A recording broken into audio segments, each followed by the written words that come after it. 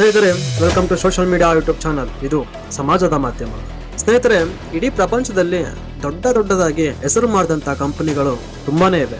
ಅಂತಹ ಕಂಪನಿಗಳ ಮೇಲೆ ಒಳ್ಳೆ ಒಪಿನಿಯನ್ ಮತ್ತೆ ಬ್ಯಾಡ್ ಒಪಿನಿಯನ್ ಎರಡು ಇರ್ತವೆ. ಆ ಕಂಪನಿಗಳು ಒಂದಲ್ಲ ಒಂದು ಜಾಗದಲ್ಲಿ ಒಂದು ಫ್ಯಾಕ್ಟ್ರಿಗಳು ಓಪನ್ ಮಾಡೋಕ್ಕೆ ಅಂತ ಆ ಒಂದು ಊರನ್ನ ಖಾಲಿ ಮಾಡಿಸೋದು, ಅಥವಾ ಅಲ್ಲಿ ರೈತರು ಬೆಳೆ ಬೆಳೆಯುವಂಥ ಜಾಗದಲ್ಲಿ ತನ್ನ ಫ್ಯಾಕ್ಟ್ರಿಗಳನ್ನ ಕಟ್ಟೋದಕ್ಕೆ ಅಂತ ನೋಡೋದು. ಇನ್ನೊಂದು ಮತ್ತೆ ಈ ನೀರುಗಳನ್ನ ಕಲುಷಿತ ಮಾಡುವಂಥದ್ದು.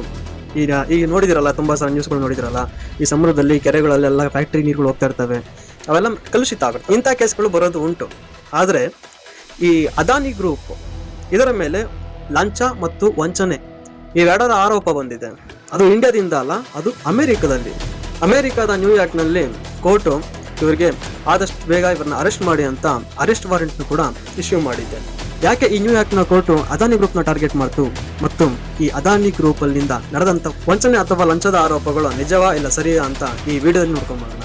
ಯಾರ್ಯಾರು ಈ ವಿಡಿಯೋನ ನೋಡ್ತಾ ಇದ್ದೀರಿ, ಇದೊಬ್ಬರು ಯಾರು ಸಬ್ಸ್ಕ್ರೈಬ್ ಮಾಡಿಲ್ಲ ಆದಷ್ಟು ಬೇಗ ಸಬ್ಸ್ಕ್ರೈಬ್ ಮಾಡಿ ಅಂಡ್ ಒಂದು ಲೈಕ್ ಬಟನ್ ಕೂಡ ಒತ್ತಿ.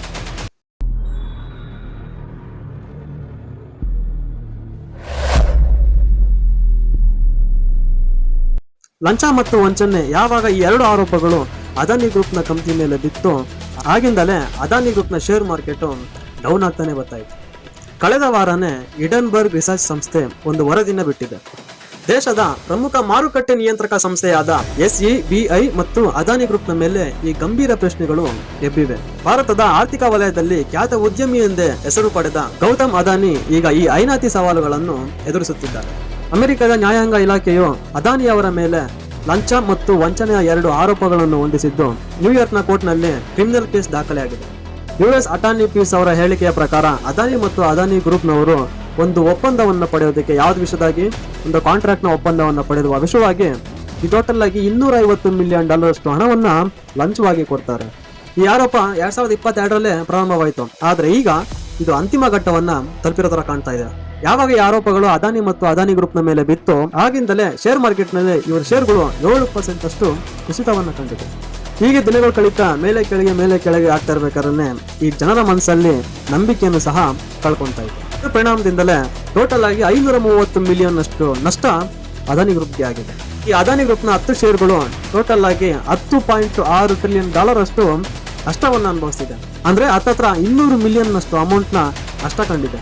ಈ ಪ್ರಕರಣ ಅಮೆರಿಕದಲ್ಲಿನ ಹಿಡನ್ಬರ್ಗ್ನ ವರದಿಯ ಹಿನ್ನೆಲೆಗಾಗಿ ಇದು ಗಮನ ಸೆಳೀತಾ ಇದೆ. ಇದೇ ಇವರ ಶೇರ್ ವ್ಯಾಲ್ಯೂಗಳು ಡೌನ್ ಆಗೋದಕ್ಕೆ ಪ್ರಮುಖ ಕಾರಣ. ಇದಲ್ಲದೆ ಹಿಡನ್ಬರ್ಗ್ ರಿಸರ್ಚ್ ಸಂಸ್ಥೆ ಇನ್ನೊಂದು ಆರೋಪವನ್ನು ಕೂಡ ಮಾಡಿದೆ. ಅದಾನಿ ಗ್ರೂಪ್ನ ಜೊತೆಗೇನೆ SEBIನ ಮುಖ್ಯಸ್ಥೆ ಮಾಧವಿಪುರಿ ಬುಚ್ ಮತ್ತು ಅವರ ಪತಿ ಧವಲ್ ಬುಚ್ ಅವರ ಮೇಲೂ ಕೂಡ ಪ್ರಕರಣ ದಾಖಲಾಗಿದೆ. ಅದೇನಂತ ಅಂದ್ರೆ ಅದಾನಿ ಗ್ರೂಪ್ ಮತ್ತು ಇವರು ಎರಡು ನಂಟಾಗಿ ಲಂಚವನ್ನ ಪಡೆದು ಕಾಂಟ್ರಾಕ್ಟ್ಗಳನ್ನ ಕೊಟ್ಟಿರ್ತಾರೆ ಅಂತ. ಇನ್ನು ಈ ಭಾರತದಲ್ಲಾದ್ರೆ ಅದಾನಿ ಗ್ರೂಪ್ನ ಬಗ್ಗೆ ತುಂಬಾ ರಾಜಕೀಯವಾಗಿ ಟೀಕೆಗಳು ಬಾರ್ತಾನೆ ಇರ್ತವೆ. ಅದೇನಪ್ಪ ಅಂದ್ರೆ ಇವರು ಮೋದಿಗೆ ತುಂಬಾ ಆಪ್ತರು ಮತ್ತು ಇವ್ರೇನೇ ಕೆಲಸ ಮಾಡಿದ್ರು ಮೋದಿ ಅವರು ಇವರಿಗೆ ತುಂಬಾ ಸಪೋರ್ಟ್ ಮಾಡ್ತಾರೆ. ಮತ್ತೆ ಇವ್ರ ಮೇಲೆ ಏನೇ ಕೇಸ್ ಇದ್ರು ಮೋದಿ ಅವರು ಅದನ್ನ ತಲೆ ಕೆಡ್ಸ್ಕೊಳಲ್ಲ. ಇಂಥ ವಿಷಯಗಳಲ್ಲಿ ಅವಾಗ ಸದನದಲ್ಲಿ ಗಲಾಟೆಗಳು ಆಗ್ತಾನೆ ಇರ್ತವೆ. ಇದು ನೀವು ನೋಡ್ತಾನೆ ಇರ್ತೀವಿ. ಅದು ಸಾಲದಂಗೆ ಈ ಲಂಚದ ಪ್ರಕರಣ ಕೂಡ ಇವರ ಟೀಕೆಗೆ ತುಂಬಾ ದೊಡ್ಡ ದಾರಿನೇ ಮಾಡ್ಕೊಟ್ಟಿರಂಗಿದೆ. ಅದಕ್ಕೆ ಅಂತಾನೆ ಈ ಚಳಿಗಾಲದ ಅಧಿವೇಶನ ಸ್ಟಾರ್ಟ್ ಆಗ್ತಾ ಇದ್ದಂಗೆನೆ ಕಾಂಗ್ರೆಸ್ ಅಧ್ಯಕ್ಷರಾದ ಮಲ್ಲಿಕಾರ್ಜುನ್ ಖರ್ಗೆ ಅವರು ಈ ವಿಷಯನ ಪ್ರಸ್ತಾಪ ಮಾಡೋದಕ್ಕೆ ಅಂತ ನೋಡಿದ್ರು. ಆದ್ರೆ ಸದನದಲ್ಲಿ ಇದರ ಬಗ್ಗೆ ಅವಕಾಶನೇ ಮಾಡಿಕೊಟ್ಟಿಲ್ಲ. ಅಫ್ಕೋರ್ಸ್ ಇದ್ರ ಬಗ್ಗೆ ಇವತ್ತಿಲ್ಲ ನಾಳೆ ಚರ್ಚೆ ಆಗೇ ಆಗುತ್ತೆ ಸದನದಲ್ಲಿ. ಅದಾನಿ ಮತ್ತು ಅವರ ತಂಡ $3 ಬಿಲಿಯನ್ ಅಷ್ಟು ಹಣವನ್ನ ಬಾಂಡ್ ಮತ್ತು ಸಾಲದ ರೂಪದಲ್ಲಿ ತಗೊಳ್ತಾರೆ. ಈ ಹಣದ ಅಡಿಯಲ್ಲಿಯೂ ಕಾನೂನು ಉಲ್ಲಂಘನೆ ಆರೋಪ ಕೂಡ ಬಂದಿದೆ. ಈ ಅಮೆರಿಕದ ಕೋರ್ಟ್ ಕೊಟ್ಟಿರೋ ತೀರ್ಪು ಭಾರತಕ್ಕಷ್ಟೇ ಅಲ್ಲ, ಇಡೀ ಪ್ರಪಂಚದ ಸ್ಟಾಕ್ ಮಾರ್ಕೆಟ್ಗೆನೆ ಒಂದು ಮೆಸೇಜ್ ಕೊಡೋ ರೀತಿ ಇವತ್ತು ನೋಡ್ತಾ ಇದೆ.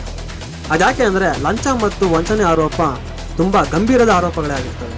ಅದರಲ್ಲೂ ಈ ಬಿಸ್ನೆಸ್ ಮ್ಯಾನ್ಗಳು ಇರ್ತಾರಲ್ಲ, ಅವ್ರ ಮೇಲಂತೂ ಹೆವಿ ಸುಟ್ಟು ತಿಂದಾಗ್ಬಿಡ್ತದೆ. ಅದಕ್ಕೆ ಅಂತಾನೆ ಬಿಸ್ನೆಸ್ ಮ್ಯಾನ್ಗಳು ಇಂಥ ವಿಷಯದಲ್ಲಿ ತುಂಬಾ ಟೇಕ್ ಕೇರ್ ಆಗಿರ್ತಾರೆ. ಇದೇ ಆರೋಪಗಳು ಅದಾನಿ ಅವರ ವ್ಯಾಪಾರ ಸಾಮ್ರಾಜ್ಯಕ್ಕೆ ಹೊರತಾ ಕೊಡ್ತಾ ಇರೋದು. ಇಂಥ ವಿಚಾರಕ್ಕೇನೆ ಬಿಸ್ನೆಸ್ ಮ್ಯಾನ್ಗಳು ತುಂಬಾ ಯೋಚನೆ ಮಾಡಿ ತಮ್ಮ ಹೆಜ್ಜೆನ ಇಡ್ತಾ ಇರ್ತಾರೆ. ಆದ್ರೆ ಈ ಅದಾನಿ ಗ್ರೂಪ್ನವರು ಯಾವುದಕ್ಕೂ ತಲೆ ಕೆಡಿಸ್ಕೊಂಡೇದಂಗೆ ಈ ಶೇರ್ ಮಾರ್ಕೆಟ್ನ ವ್ಯಾಲ್ಯೂ ಹೇಗೆ ರೈಸ್ ಮಾಡಬೇಕು ಅಂತ ಯೋಚನೆ ಮಾಡ್ತಾ ಇದ್ದಾರೆ. ಅದರಲ್ಲಿ ಮುಖ್ಯವಾದ ಪಾರದರ್ಶಕ ಅಂಶಗಳು ಯಾವ್ದಾದಪ್ಪ ಅಂದ್ರೆ, ಯಾರು ಇನ್ವೆಸ್ಟರ್ಸ್ ಅವರ ಕಂಪ್ನಿ ಮೇಲೆ ಇನ್ವೆಸ್ಟ್ ಮಾಡಿರ್ತಾರೋ ಅವರ ದುಡ್ಡಿನ ಪ್ರತಿಯೊಂದು ಲೆಕ್ಕವನ್ನ ಆ ಹೂಡಿಕೆದಾರರಿಗೆ ತೋರಿಸ್ತಾರೆ. ಶೇರ್ ಮಾರ್ಕೆಟ್ನಲ್ಲಿ ಎಲ್ಲೆಲ್ಲಿ ಅಕ್ರಮಗಳು ನಡೀತವೆ ಅಂತ ಡಿಟೆಕ್ಟ್ ಮಾಡೋಕ್ಕಂತಾನೆ ಒಂದು ತಂತ್ರಜ್ಞಾನವನ್ನು ತರಬೇಕು ಅನ್ಕೊಂಡಿದ್ದಾರೆ. ಯಾರ್ಯಾರ ಹೂಡಿಕೆದಾರರಿಗೆ ನಷ್ಟ ಆಗಿರುತ್ತೋ ಅವರಿಗೆಲ್ಲ ಪರಿಹಾರವನ್ನು ಕೊಡ್ತೀವಿ ಅಂತ ಕೂಡ ಹೇಳಿದ್ದಾರೆ. ಆಮೇಲೆ ಇನ್ವೆಸ್ಟರ್ಸ್ ಇರ್ತಾರಲ್ಲ, ಹೂಡಿಕೆದಾರರು, ಅವರಿಗೆ ಟ್ರೈನಿಂಗ್ ನ ಕೂಡ ಕೊಡ್ತಾರೆ. ಹೇಗೆ ಇನ್ವೆಸ್ಟ್ ಮಾಡಬೇಕು ಮತ್ತು ಎಷ್ಟು ಅಮೌಂಟ್ನ ಇನ್ವೆಸ್ಟ್ ಮಾಡಬೇಕು, ಯಾವುದ್ರ ಮೇಲೆ ಇನ್ವೆಸ್ಟ್ ಮಾಡಿದ್ರೆ ನಿಮಗೆ ಲಾಭ ಆಗುತ್ತೆ ಅಂತ ಈ ಆನ್ಲೈನ್ ಕೋಚ್ಗಳ ಥರ ತೊಗೊಂಡು ಇವರಿಗೆ ಟ್ರೈನಿಂಗ್ ಕೊಡ್ತಾರೆ. ಯಾರ್ಯಾರು ಈ ಶೇರ್ ಮಾರ್ಕೆಟ್ನ ದುರುಪಯೋಗ ಮಾಡ್ಕೊತಾರೋ ಅವರಿಗೆ ಕಠಿಣ ಕ್ರಮವನ್ನು ಕೂಡ ತಗೊಳ್ತಾರೆ.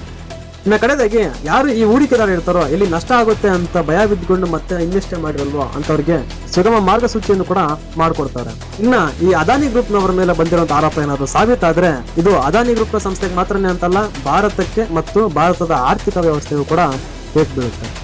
ಇನ್ನು ಈ ಕೇಸ್ನ ವಿಷಯಕ್ಕೆ ಬಂದ್ರೆ ಈ ಕೇಸ್ ಬಂದು ಇಂಟರ್ನ್ಯಾಷನಲ್ ಕೋರ್ಟಲ್ಲೇ ತೀರ್ಮಾನ ಆಗುತ್ತೆ. ಅದು ಈ ಕೈಗಾರಿಕೋದ್ಯಮ, ರಾಜಕೀಯ ಮತ್ತು ಈ ನ್ಯಾಯಾಂಗ ವ್ಯವಸ್ಥೆ ಇದೆಲ್ಲದರನ್ನು ಗಮನ ಇಟ್ಟುಕೊಂಡು ಏನಾದರೂ ತೀರ್ಪು ಕೊಡುತ್ತೋ, ಇಲ್ಲ ಅಂದ್ರೆ ಇನ್ನು ಮುಂದೆ ಏನೇನು ಇದರ ಕೇಸ್ನಲ್ಲಿ ಬದಲಾವಣೆಗಳು ಇಲ್ಲ ಬೆಳವಣಿಗೆಗಳು ಆಗುತ್ತೋ ಅಂತ ನೋಡಬೇಕಾಗಿದೆ. ಮತ್ತೆ ಲಂಚ, ವಂಚನೆ ಇವೆಲ್ಲದಕ್ಕೂ ಕಡಿವಾಣ ಹಾಕಬೇಕಾಗಿದೆ. ಇದೆಲ್ಲದರ ಬಗ್ಗೆ ಇಂಟರ್ನ್ಯಾಷನಲ್ ಕೋರ್ಟ್ ಏನಂತ ತೀರ್ಪು ಕೊಡುತ್ತೆ, ಏನಂತ ತೀರ್ಮಾನ ತಗೊಳುತ್ತೆ ಅಂತ ಒಂದು ಕಾದ್ ನೋಡಬೇಕಾಗಿದೆ. ಸ್ನೇಹಿತರೆ, ಇದಾಗಿತ್ತು ಇವತ್ತಿನ ಮಾಹಿತಿ. ಈ ಮಾಹಿತಿ ನಿಮಗೆ ಇಷ್ಟವಾದಲ್ಲಿ ಲೈಕ್ ಮಾಡಿ, ಕಮೆಂಟ್ ಮಾಡಿ, ಶೇರ್ ಮಾಡಿ, ಸಬ್ಸ್ಕ್ರೈಬ್ ಕೂಡ ಮಾಡ್ಕೊಳ್ಳಿ. ಹೀಗೆ ನಮ್ಮನ್ನು ಆಶೀರ್ವದಿಸುತ್ತಾ ಇರಿ. ಬಾಯ್.